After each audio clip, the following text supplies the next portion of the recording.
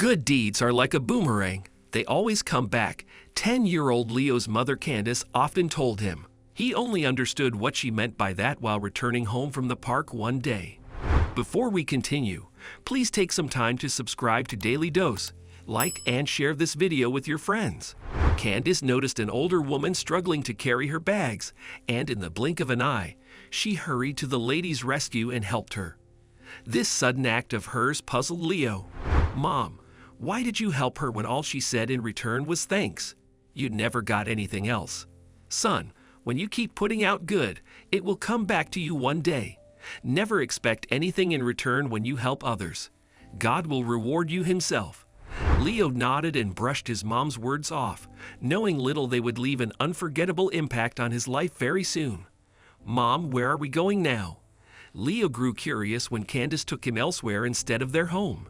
She took him to the cafe and marched to a table occupied by a middle-aged man and a boy. "Sweetie, sit down," she told Leo as he stared at the man and the boy who looked a bit older than him. Before Leo could ask further, Candace revealed about them to him. "Darling, meet Mr. Roberts and his son Mark. Sweetie, Mr. Roberts will be your new father very soon." "A new father?" "Yes, darling. We are getting married next week. I am sure you will like him. Mark is such a wonderful boy, and you two will get along pretty quickly." Leo was unprepared for this, and the news overwhelmed him with shock. But what could he possibly do? His mother found a perfect partner and decided to move on. Leo was not given a choice, but was told to adapt to the sudden changes in his life. Candace and Mr. Roberts married the following week in an intimate ceremony. Leo pulled himself together to act like a grown man and marched Candace down the aisle as her flower boy. He was ready to do anything, even move mountains, to make his mother happy. Time ticked away too soon, and Leo, 14, quickly learned to adapt to circumstances. He regarded Mr. Roberts as his new father and Mark as his older brother. He did everything it took to be a part of the family and heavily counted on his mother. She was his primal support and motivation. But who knew Leo's life would face the most brutal blow and drive him to an unexpected turning point? Candace was diagnosed with terminal cancer, and Leo's little world crumbled to bits and pieces. He promised his mother that he would be strong. "And promise me you will help the needy. Sweetie, kindness is the best form of love, and it comes back tenfold," were the last words he heard Candace tell him before he painfully promised her. She died shortly after, assuming her son now had a loving father and a brother who would care for him after she was gone. But Candace was wrong. Days passed, and even before the mound of earth on his mother's grave could level, Leo's life turned miserable.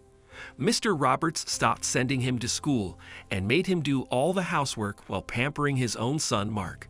"But Dad, I have to prepare for my tests," he pleaded with Mr. Roberts one day. "Tests? You're not going to school. I'm not paying for your education.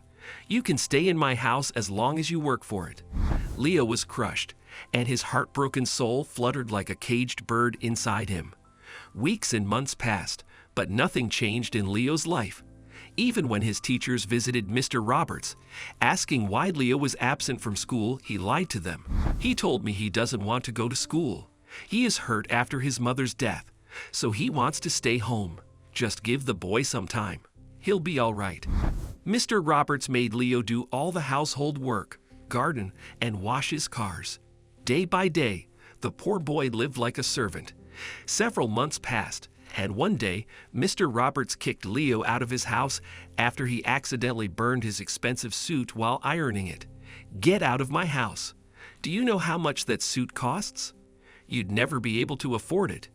Go away and don't come back." Heartbroken and orphaned, Leo wandered across the street. He was hungry and terrified and didn't know where to go. He was exhausted and took refuge on a bench. "Mommy, I'm scared. Please help me. I never wronged anyone, and why is this happening to me?" Moments later, an answer arrived from someone who gently touched his shoulder from behind. Leo freaked out and recognized Wendy, the older woman his mother once helped carry her shopping bags home. "Son, how are you, and how is your mother?" An eerie silence sprawled on Leo's weary face. "Mommy is dead," he said in a soft, sad tone. Oh dear, what happened to her? She died of cancer. Jesus, I'm so sorry to hear that. And what are you doing here? Where is your house? I'll leave you there. I don't have a house, and the ones I thought were my father and brother kicked me out. I have nobody. Wendy was moved to tears after hearing Leo's story. She then offered him the biggest motivation in his life, making him realize that his mom was right about good deeds and how they come back in surprising ways. Dear, never say you have nobody, because God is watching over us all the time. When He shuts one door, He opens a better one. We are never alone because God is our Father, and we are His children.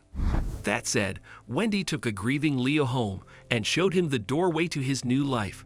Days passed, and Leo regarded Wendy as his grandmother and his only family. He worked on her farm and attended night school. Several years flew by, and Leo, 29, climbed the ladder to success. Impressed by his budding talent, a local agricultural company hired him for a good position. Leo devoted his heart and soul and gave his best at work. One day, his car broke down, so he walked home and came across an old, abandoned car that looked lived in. Leo ignored it and walked away, only to be stopped by an older man's coughing sound. It sounded dry and severe, so Leo decided to peep in and ensure he had some water. When Leo peeped through the window, he was in for a huge shock. The man coughing inside was none other than his stepfather, Mr. Roberts. Mr. Roberts? What are you doing here? Leo exclaimed in shock. The man rose and started to cry after recognizing Leo. Leo, it's been so many years. How are you? I'm fine, but what are you doing in this car? I live here. You live in this car? But why? What happened to your house? And where is Mark?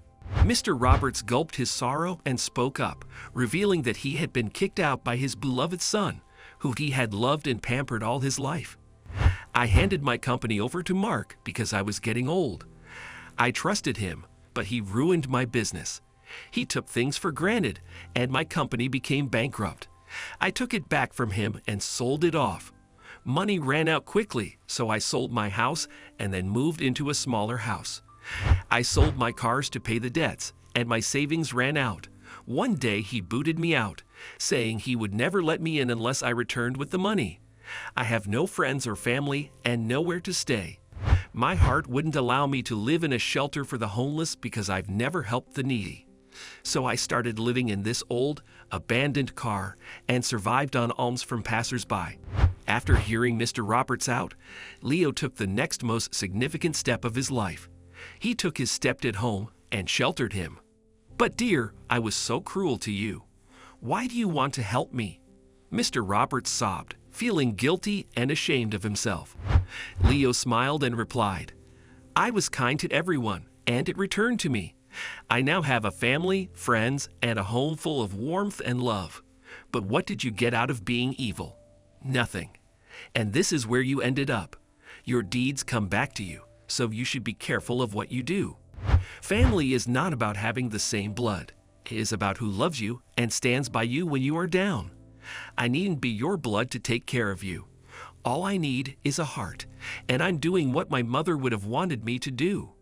Leo lived up to his promise to his late mother and was proud of himself for being kind to everyone regardless of how people treated him. He took Mr. Roberts home and took care of him, thus teaching him a lesson that family is about love and not blood.